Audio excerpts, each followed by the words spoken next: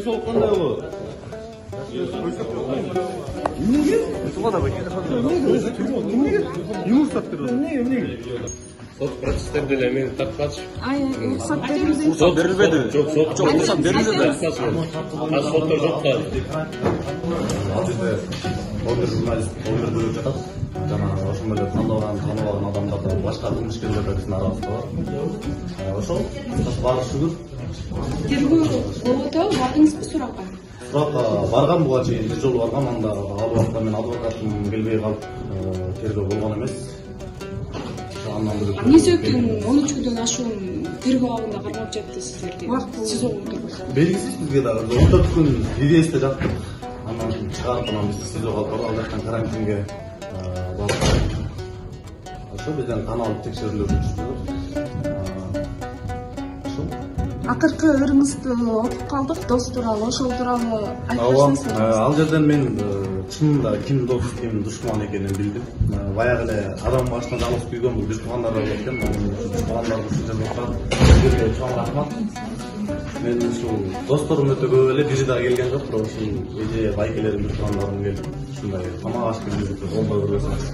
Ошол себептен биздин жүрөктөн ошол жерден узак жерде жазган ыры болчу. Койлоткан актер менен макул эмессиз. Жок, эч кандай макул эмесмин. Себеби биз далил бере алышпайт.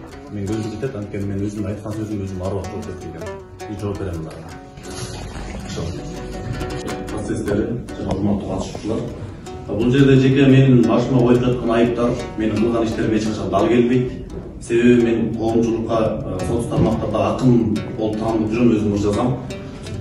Мен ушул чыгармачылык чөйрөгү аралашкандан бери бир дагы жерден ушул мага коюлган айыптарга ылайыктуу эч киши сөз сүйлөгөн да эмесмин, андай нерсе кылган да эмесмин.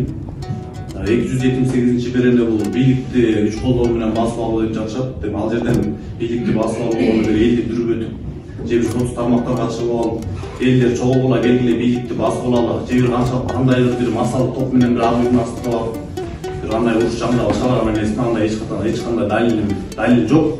Андай болгон да эмес, болбойт дагы. Анан ошол себептен сиздерден суранат элем, акыйкаттуу, адилеттүү, мыйзамдуу чечим чыгарып беришиңиздерди.